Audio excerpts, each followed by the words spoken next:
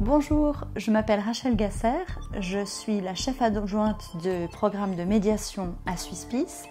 J'ai 34 ans et je travaille à Berne. Mon travail est composé de 3 piliers. D'abord une partie de recherche, principalement fait en Suisse. Et à ce titre d'exemple, on vient de faire un petit recueil de lettres, une dizaine de lettres de médiateurs à la prochaine génération de médiateurs.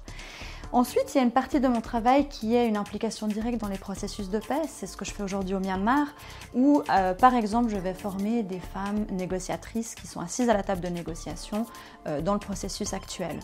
Puis la dernière composante du travail, c'est un rôle plutôt de facilitation, de table ronde, d'événements. On essaie d'encourager et de développer les interactions entre les différents acteurs sur ces questions dans le domaine de la médiation. Alors comment se passe une semaine de travail au Myanmar ? Alors déjà, les acteurs que l'on rencontre sont très variés. On va travailler autant avec des victimes du conflit, avec des ambassadeurs qui sont basés à Yangon, avec des facilitateurs du processus, des acteurs locaux. Et puis ça change beaucoup la nature du travail.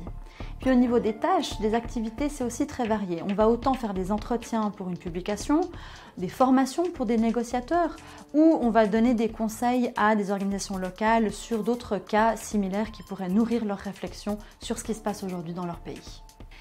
Pour moi, une motivation très profonde à travailler dans le secteur de la promotion de la paix, c'est de pouvoir contribuer de manière très modeste à un changement positif pour des acteurs dans un conflit. Et puis peut-être un autre aspect qui me plaît beaucoup dans ce domaine, c'est le voyage, la découverte d'autres pays, d'autres gens qui contribuent effectivement à faire de cette expérience quelque chose d'extrêmement enrichissant. Ce que j'aime beaucoup, c'est qu'il n'y a pas 2 jours qui se ressemblent. Alors ça, pour moi, c'est un grand avantage, il n'y a pas de routine et chaque jour, on a un nouveau programme, des nouvelles activités et j'aime beaucoup ça. Il y a aussi un environnement qui permet d'être très libre, de pouvoir suggérer beaucoup d'idées et c'est quelque chose que j'apprécie et que je valorise énormément, très créatif, donc on fonctionne un petit peu comme une start-up et c'est quelque chose que j'aime beaucoup. Et puis enfin, à Swiss Peace, la hiérarchie est assez plate, donc après de nombreuses années à l'ONU par exemple, c'est vrai que c'est très rafraîchissant d'échapper un tout petit peu à la hiérarchie et de pouvoir fonctionner de manière un peu plus démocratique. Maintenant, dans les défis, quelque chose que je trouve peut-être un peu plus difficile, c'est de devoir se vendre, de trouver des fonds et on est constamment amené à chercher de l'argent pour réaliser les projets qu'on a en tête. Et ça, je trouve que c'est pas toujours évident. On a parfois des très belles idées, des très beaux projets qu'on aimerait réaliser immédiatement et puis les fonds ne viennent pas toujours. Et ça, c'est parfois un petit peu plus stressant, un petit peu plus difficile. D'abord, questionnez-vous. Pourquoi est-ce que vous voulez entrer dans le domaine de la promotion de la paix? Pourquoi vous voulez en faire votre travail? Pourquoi vous voulez passer votre vie autour du monde dans les conflits? Et c'est important de vraiment questionner ces motivations profondes et pas rejoindre ce secteur juste pour surfer sur la vague. Deuxième conseil, faites du terrain. Et faites-le assez tôt.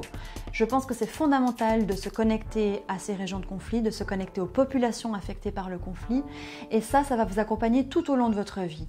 Donc si vous passez des heures devant un ordinateur en Suisse, régulièrement vous allez vous reconnecter aux gens que vous avez rencontrés durant vos années de terrain et ça me paraît fondamental pour faire son boulot de manière vraiment le mieux possible. Et puis le dernier conseil que j'aurais, c'est la carrière n'est jamais linéaire, c'est jamais planifiable, on ne peut pas comme ça orchestrer de manière très construite toutes les étapes de sa vie. Alors laissez-vous porter au fil des rencontres, laissez-vous porter au fil de vos envies. Alors mon futur, le futur immédiat, ça va être de reprendre le travail après un congé maternité de quelques mois. Donc le défi que je m'apprête à relever, ça va être de marier au mieux la vie privée et la vie professionnelle avec un bébé à la maison et puis un boulot qui demande des déplacements, des voyages, beaucoup de motivation. Donc je me réjouis de m'atteler à cette nouvelle tâche.